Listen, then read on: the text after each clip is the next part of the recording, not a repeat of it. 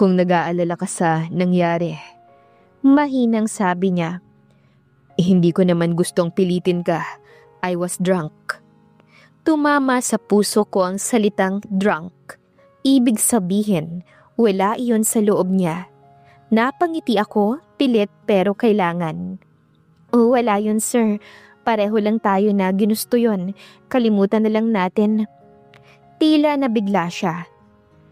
Kaya mo lang kalimutan ng ganon? Mas madali kasing kalimutan kaysa masaktan. Sagot ko bago tuluyang umalis. Simula noon, halos araw-araw ang katahimikan namin. Pero sa mga sandaling nagkakasilubong kami sa hallway, ramdam kong nagbabago ang titig ni Lucas. Hindi na ito malamig. May kung anong hinahanap, may pagkalito. Isang hapon habang nagbibilig ako sa mga halaman, bigla siyang lumapit. Nakasuot galing sa meeting pero tila pagod. Bakit mo ako iniiwasan? Tanong niya. Hindi po totoo yan, sir.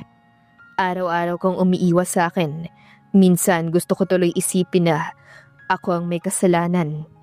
Napahinto ako. Hindi mo kailangang magpaliwanag, Lucas. Alam kong wala lang yun para sa'yo. Tingin mo ba ganun lang ako? Na wala kong naramdaman? Hindi ko alam. Sagot kong mahina. Dahil hindi mo rin naman sinubukang iparamdam. Ilang segundong katahimikan bago siya lumapit ng bahagya. Hindi ako sanay sabihin ng mga ganitong bagay, Ashley. Pero mula nang dumating ka, ang tahimik kong mundo naging magulo. Hindi ko alam kung bakit. Tumingin ako sa kanya at sa unang beses, nakita ko ang kalituhan sa likod ng mga matang sanay mangutos. Kung ganoon, sabi ko, hayaan mong ako naman ang umalis para manahimik ulit yan. Lumakad ako palayo, kahit narinig kong marahang binigkas ni Lucas ang pangalan ko. Mahina at puno ng pagsisisi. At habang papalayo ako, dama kong pareho kaming bihag ng damdaming ayaw naming aminin. Isang pag-ibig na nagsimula sa galit at kinatatakutan naming tanggapin. Tahimik ang paligid ng mansyon nang bumangon si Ashley isang umaga. Matagal niya nang pinag-isipan ang gagawin, ang pag-alis. Hindi na niya kaya ang bigat ng sitwasyon nila ni Lucas. Simula ng gabing yon, hindi na siya matahimik. Tuwing makikita niya ang binata, bumabalik ang mga alaala ng gabing puno ng damdamin at kalituhan. Bitbit ang maliit na bag, dahan-dahan siyang lumabas ng silid. Salamat sa lahat, pero kailangan kong makaalis. Mahina niyang sabi, habang tinatanaw ang hagdanan na ilang beses niyang nilinis. Ang harde na ilang ulit niyang diniligan, para bang may kirot sa bawat hakbang. Ngunit bago pa siya makalabas ng gate, isang boses ang pumigil sa kanya. Ashley. Lumingon siya at naroon si Lucas. Nakatayo sa tapat ng malaking pinto ng mansyon. Suot ang itim na roba. Halatang kakagising lang ngunit bakas ang kaba at lungkot sa mga mata. Bakit ka aalis? Tanong nito. Lumapit ito sa dalaga. Hindi ko na kaya, Lucas. Mahina ngunit matatag ang tinig ni Ashley. Ayokong ipilit pa ang isang sitwasyon na walang patutunguhan. Walang patutunguhan?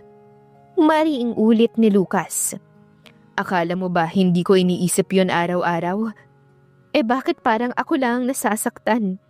Sagot niya at nanginginig ang kamay. Isa lang akong kasambahay sa paningin mo, hindi ba?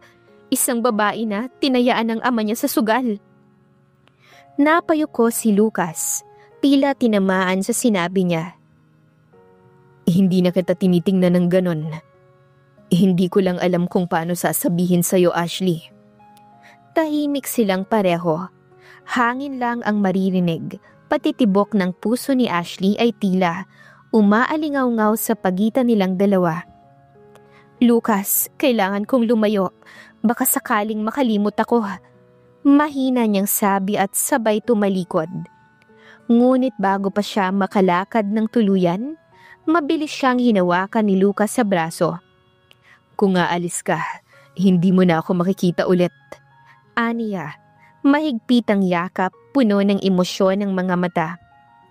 Siguro yun ang mas mabuti, sagot ni Ashley. Pilit na pinipigilan ang luha.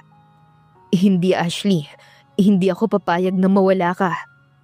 At sa unang pagkakataon, bumaba ang tinig ni Lucas. Hindi na galit, hindi na mayabang. Isa itong pakiusap. Please stay. Ngunit tinilikuran siya ni Ashley kahit nanginginig ang tuhod. Patawad, Lucas, pero kailangan ko munang hanapin ang sarili ko. Habang papalayo siya, pinagmamasdan siya ni Lucas na parang may nadurog na puso. Doon niya lang napagtanto kung gaano kahalaga sa kanya ang dalaga na minsang itinuring niyang tauhan. At tuluyan nang naglaho si Ashley sa paningin niya. Sa unang pagkakataon ay bumagsak ang luha ni Lucas Guerrero. Ang binata na hindi marunong umibig, ngayon ay sugatan ng puso. 3 araw na ang lumipas simula nang umalis si Ashley. Ngunit tila 3 taon na ang pakiramdam ni Lucas. Tahimik ang buong mansyon. Wala na ang maingay ngunit nakakaaliw na yabag ng dalaga sa pasilyo. Wala na ang mga awiting palagi nitong sinasabay habang naglilinis. Tila nawala ang kulay sa paligid. At ang bawat sulok ay nagiging paalala ng isang taong ayaw na niyang bitawan. Sir, gusto niyo po bang ipasundo si Miss Ashley? Tanong ng kanyang katiwala. Napahinto si Lucas. Hawak ang tasa ng kape na hindi niya nagagalaw. Hindi na. Mahinang sagot niya. Kung iyon ang gusto niya, hayaan mo muna siya. Ngunit ang totoo, bawat gabi ay ginigising siya ng kanyang konsensya. Nakikita niya sa kanyang mga alaala ang mga sandaling pinaiyak niya si Ashley.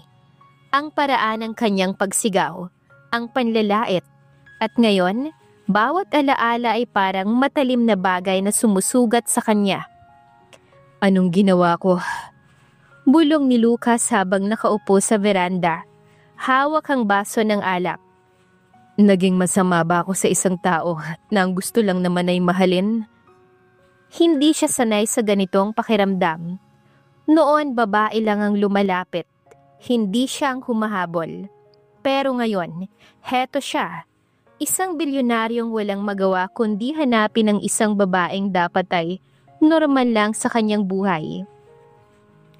Lumipas ang ilang araw at hindi na niya kinaya ang katahimikan.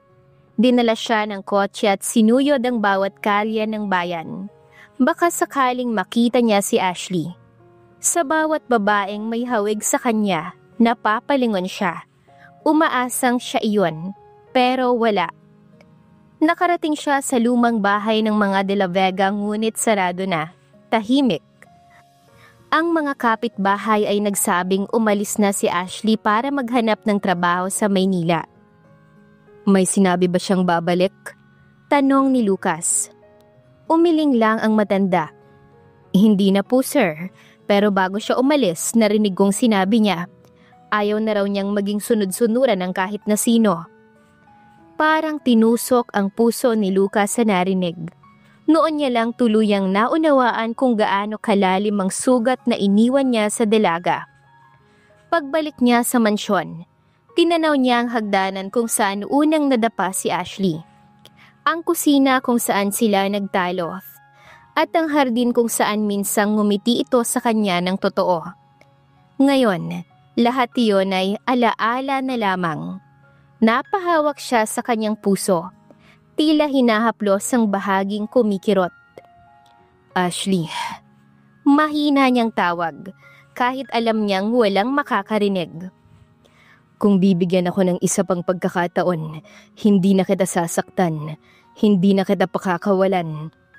At sa unang pagkakataon, tinanggap ni Lucas na ang masamang tao na dati walang puso ay nagsisimula ng masaktan dahil natuto na siyang magmahal. 5 taon ang lumipas mula nang lisanin ni Ashley ang mansyon ni Lucas. Sa Maynila na siya nanirahan. Tahimik na namumuhay kasama ang kanyang munting anak na si Liam. Isang masiyahing batang lalaki na may mga mata at ngiti na kaparehong-kapareho ng ama nito. Araw iyon ng job fair sa isang malaking hotel. Kasama si Ashley sa mga event coordinator na tumutulong sa mga aplikante. Simple lang ang suot niya, white blouse at black slacks.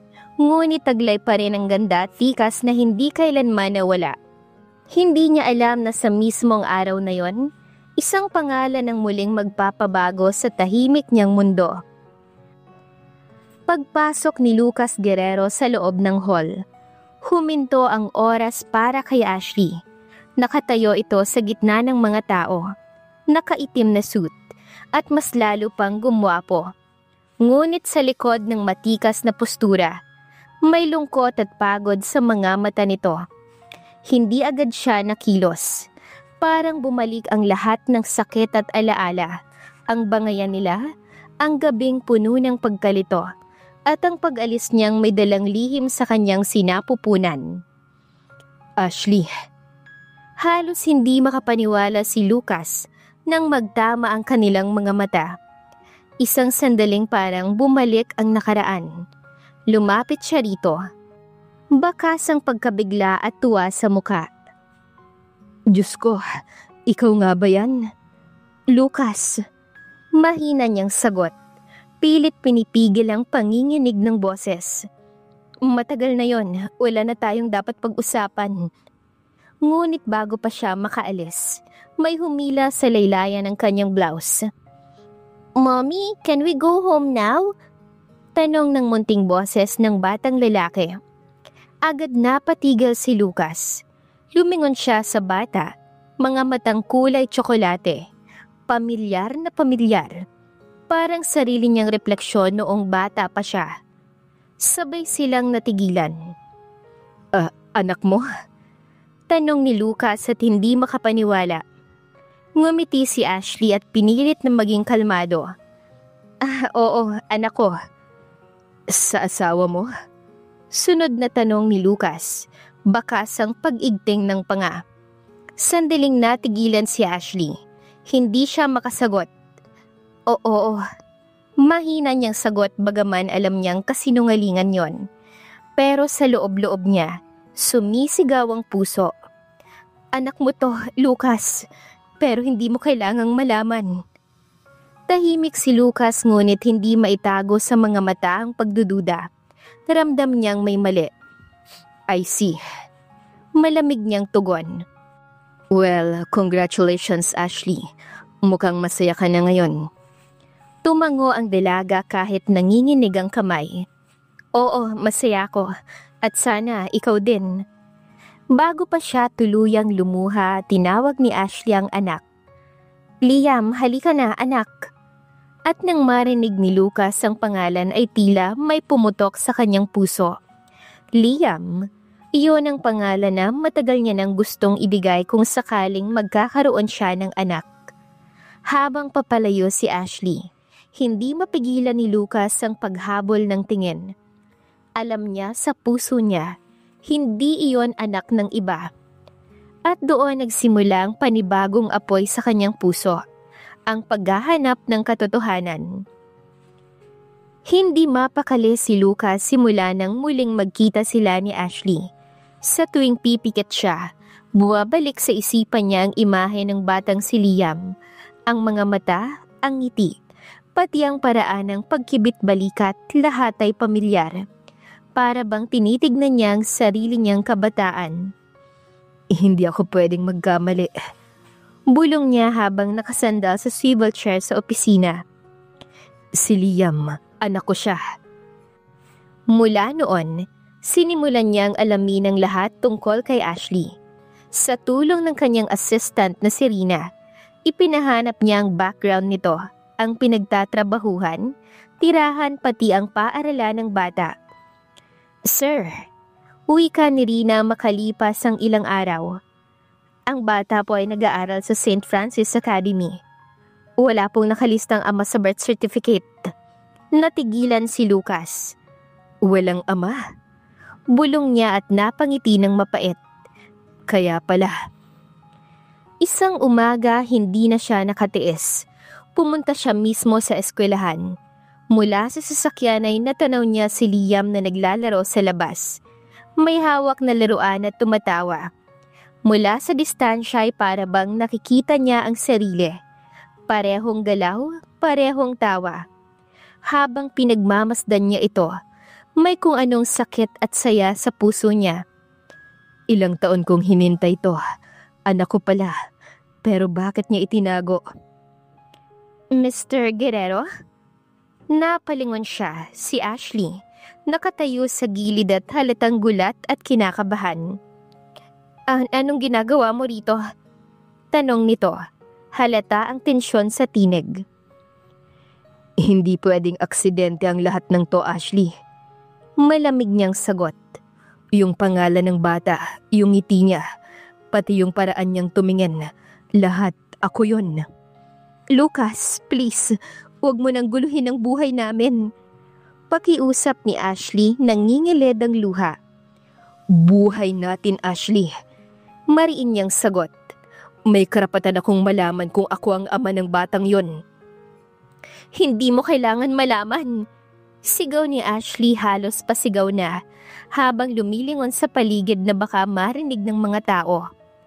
Wala kang ginawang tama noon, Lucas. Sinaktan mo ko, pinarusahan mo ko. At nang kailangan kita, wala ka. Parang binuhusan ng malamig na tubig si Lucas. Walang masabi. Tanging tingin lang ang naibalik. Kung gusto mong bumawi, dagdag ni Ashley. Hayaan mo na kami ng anak ko na mabuhay ng payapa. Yun lang ang hinihiling ko. Ngunit kahit umalis na to, hindi mapakali si Lucas. Hindi niya kayang baliwalain ang kutob niya. Kinagabihan ay nakatingin siya sa isang lumang larawan. Siya at si Ashley. Nung una silang magkausap nang walang galit sa pagitan. Sa tabi ng larawan, hawak niya ang maliit na larawang nakuha sa eskwelahan ni Liam. Napakuyom siya ng kamao. Hindi ako titigil hanggat malaman ko ang totoo, Ashley. Bulong niya. Dahil kung anak ko siya, hinding-hindi ko napapayagang lumaki siya nang hindi ako kilala. Mula nang muling magkita sina Ashley at Lucas, hindi na siya mapakali. Gabi-gabi niya iniisip ang batang si Liam. Sa kabila ng pagpilit ni Ashley na itago ang lahat, alam ni Lucas sa sarili niya, anak niya ang bata. Isang araw may bumulong sa kanyang assistant na si Rina. Sir, may pagkakataon po tayo. Dinala raw ni Miss Ashley si Liam sa pediatrician niya ngayong hapon. Kung gusto ninyo, gawin mo na. Putol ni Lucas. Kailangan ko lang ng isang patunay. Kinagabihan may hawak na siya ng sobre mula sa laboratorio. Sa loob, naroon ang papel na magtatapos sa mga tanong na bumabagabag sa kanya. Huminga siya ng malalim bago binuksan yon at nang mabasa niya ang mga salita. Result, 99.99% probability of paternity. Parang tumigil ang mundo ni Lucas. Hindi niya alam kung iiyak pa siya o matatawa. Anak ko, mahina niyang bulong. Si Liam, anak ko nga siya. Ngunit kasabay ng saya ay ang guilt dahil ginawa niya ito nang walang pahintulot ni Ashley. Alam niyang lalong masisira ang tiwala nito kapag nalaman ang ginawa niya, pero hindi niya na kayang magpanggap na wala siyang alam. Kinabukasan muli niyang pinuntahan si Ashley. Nasa park ito kasama si Liam, naglalaro sa damuhan. Tumayo siya sa likod ng dalaga, hawak ang sobre. Hindi mo na kailangang magsinungaling. Aniya seryoso ang tinig. Lumingon si Ashley. Agad natigilan nang makita ang hawak niyang sobre. Ano yan, Lucas? Patunay. Sagot niya sabay abot ng papel. Liam is my son.